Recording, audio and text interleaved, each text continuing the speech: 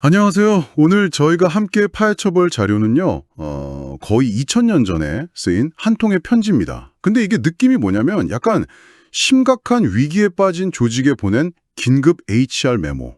그런 느낌이에요.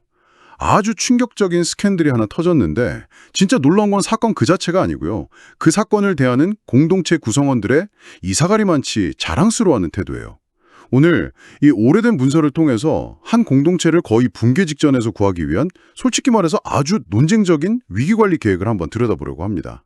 자, 그럼 사건의 발단부터 바로 들어가 보죠. 1절을 보면 와, 정말 충격적인 내용이 나와요. 너희 중에 심지어 음행이 있다함을 들으니 이런 음행은 이방인 중에라도 없는 것이라 누가 그 아버지의 아내를 취하였다 하는도다. 그러니까 한 남자가 자신의 계모와 부적절한 관계를 맺고 있다는 건데 이건 당시 로마 사회의 기준으로도 선을 한참 넘는 일이었죠. 맞아요. 이건 그냥 개인적인 일탈 이런 수준이 아니에요. 공동체의 근간을 흔드는 아주 공개적인 스캔들이었던 거죠. 당시 로마법에서도 아주 엄격하게 금지했던 근친상간의 한 형태였고요. 사회적으로 절대 용납될 수 없는 행위였습니다. 그런데 여기서부터가 정말 기묘해요. 이 편지의 저자가 진짜 문제 삼는 건 그 다음 2절에 나오는 공동체의 반응이에요. 저도 그 부분이 제일 뭐랄까 이해가 안 되더라고요. 보통 이런 일이 터지면 다들 충격받고 슬퍼하고 어떻게든 해결하려고 들잖아요. 그런데 이 사람들은 정반대예요. 그리하고도 너희가 오히려 교만하여져서 어찌하여 통한이 여기지 아니하고 그 일 행한 자를 너희 중에서 물리치지 아니하였느냐. 슬퍼하기는커녕 오히려 교만해졌다. 이게 대체 어떻게 가능한 반응이죠? 바로 그 지점이 이 공동체가 얼마나 위험한 상태였는지를 보여지는 겁니다. 아마도 그들은 자신들의 어떤 영적인 성숙함이나 포용력을 대단한 자랑거리로 여겼던 것 같아요.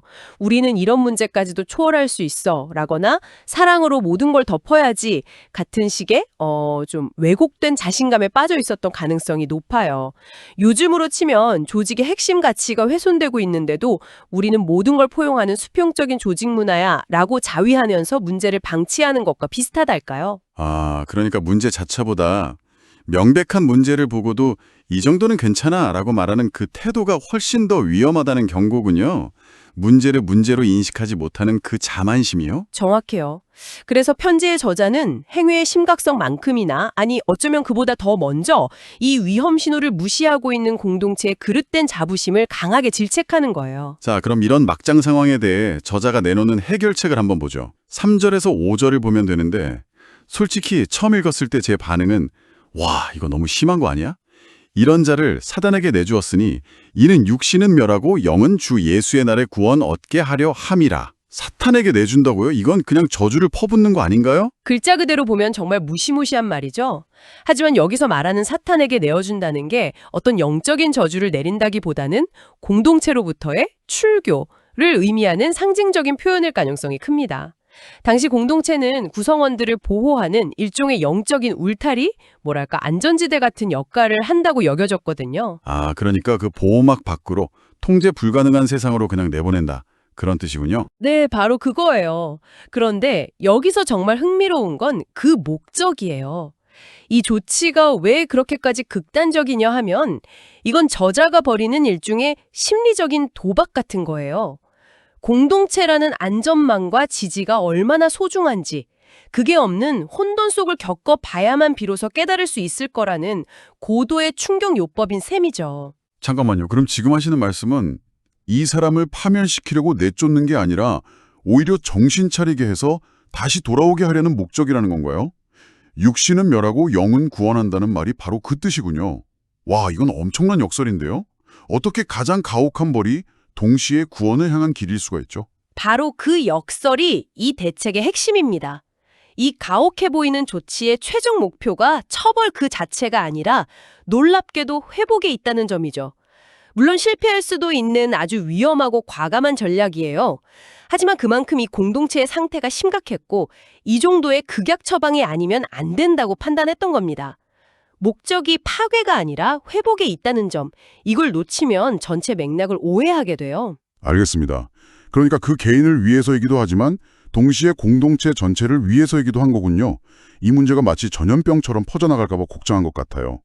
실제로 6절부터는 그 누룩 비유가 나오잖아요. 빵 만들 때 쓰는 그 누룩이요? 맞아요. 적은 누룩이 온 덩어리에 퍼지는 것을 알지 못하느냐. 빵만죽에 누룩을 아주 조금만 넣어도 금세 전체가 부풀어 오르잖아요. 그것처럼 용납되고 방치된 하나의 공개적인 문제가 공동체 전체의 문화와 기준을 어떻게 오염시킬 수 있는지를 보여주는 아주 직관적인 비유죠. 한 번만 봐주자 좋은 게 좋은 거지 하다가 조직 전체의 기강이 무너지는 것과 같은 이치예요. 그러면서 6월절 이야기를 꺼내죠. 묵은 누룩을 내어버리라. 이건 당시 사람들이라면 누구나 바로 이해할 수 있는 이미지였겠네요. 명절 전에 집안 대청소하면서 오래된 누룩을 다 찾아 없애는 전통이 있었으니까요. 그렇죠. 아주 강력한 문화적 코드를 활용한 거예요. 이건 단순히 그 한 사람을 쫓아내세요라는 말을 넘어서 이번 기회에 우리 공동체 문화 전체를 한번 대청소합시다. 무엇이 우리를 부풀리고 교만하게 만들었는지, 무엇이 우리의 순수성을 해치고 있는지 전부 점검하고 버립시다. 라는 일종의 컬처 리셋을 요구하는 메시지인 셈이에요. 자, 그런데 여기서 또 현실적인 질문이 생겨요.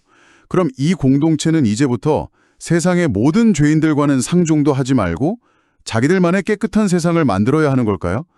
뭐랄까 마치 무균실처럼요? 아주 좋은 질문이에요. 그리고 편지의 저자도 사람들이 그렇게 오해할까 봐 걱정했던 것 같아요. 그래서 9절과 10절에서 아주 명확하게 선을 그어줘요. 내가 너희에게 쓴 편지에 음행하는 자들을 사귀지 말라 하였지만 그 말은 이 세상에 음행하는 자들이나 탐욕을 부리는 자들과 전혀 어울리지 말라는 뜻이 아니다. 그렇게 하려면 너희가 세상 밖으로 나가야 할 것이다. 이건 정말 현실적인 지적이죠. 세상과 완전히 담을 쌓고 살 수는 없으니까요. 그럼 대체 누구랑 사귀지 말라는 건가요? 기준이 뭔데요? 여기서 이 편지의 아주 중요한 구분, 어떻게 보면 가장 실용적인 지침이 등장합니다. 바로 공동체 안의 사람과 밖의 사람에게 적용되는 기준이 다르다는 거예요. 11절을 보면 그 대상이 명확해져요. 이 엄격한 기준은 만일 어떤 형제라 일컫는 자가, 즉 스스로를 공동체의 일원이라고 밝히면서 그 핵심 가치를 정면으로 위배하는 사람에게만 해당된다고 말해요. 아, 형제라 일컫는 자. 이 표현이 핵심이군요.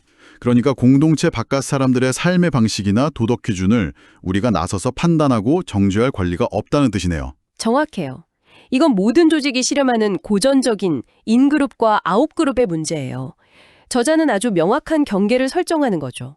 우리 스스로 멤버라고 말하고 우리의 행동 강령에 동의한 사람들, 즉 우리 인그룹에 대해서는 높은 기준을 적용하고 책임을 물을 수 있다.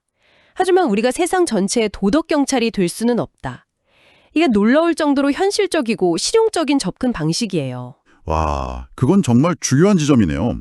그러니까 자신들의 영향력과 책임의 범위가 어디까지인지를 명확히 하라는 거군요.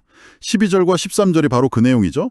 밖에 있는 사람들을 판단하는 것이 나와 무슨 상관이 있습니까? 하면서 판단의 범위는 오직 공동체 내부에 한정된다고요. 맞습니다. 공동체는 내부의 정체성과 순수성을 지킬 책임이 있지만 세상 전체를 심판하는 재판관이 되어서는 안 된다는 거예요. 사실 이건 오늘날 온라인 커뮤니티가 매일 겪는 딜레마와도 같아요. 어떤 사용자를 강퇴시켜야 하는가? 너무 엄격하면 검열이라고 비난받고 너무 관대하면 커뮤니티 전체가 오염되죠. 이 고대 공동체는 인터넷만 없었을 뿐 정확히 똑같은 고민을 하고 있었던 거예요.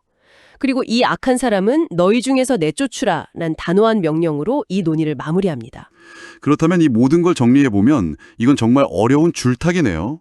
한편으로는 내부의 기준을 지키기 위해 아주 단호해야 한다는 엄격한 요구가 있고 다른 한편으로는 그 모든 징계의 최종 목표는 그 사람의 완전한 배제가 아니라 언젠가는 돌아올 회복에 둬야 한다는 역설적인 가르침이 있어요. 맞아요. 이 편지는 세상과 단절된 완벽하고 깨끗한 집단을 만들려는 그런 이상주의적인 메시지가 아니에요.